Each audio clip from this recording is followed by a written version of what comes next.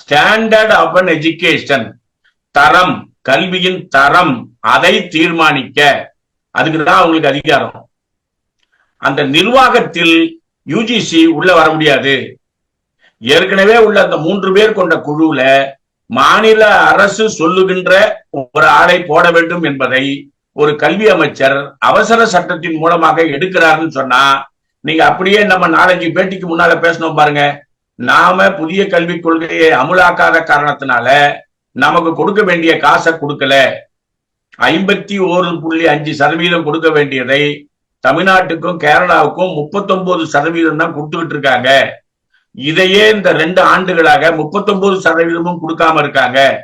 அப்போ ஒட்டுமொத்தமா கல்வித்துறையை அந்த புதிய கல்விக் கொள்கையை அமுலாக்காத காரணத்தினால மேலும் மேலும் மேலும் மேலும் நெருக்கடி கொடுத்து இப்போ அந்த அதிகாரத்தையே கவர்னர் கையில தூக்கி கொடுக்குறாங்க.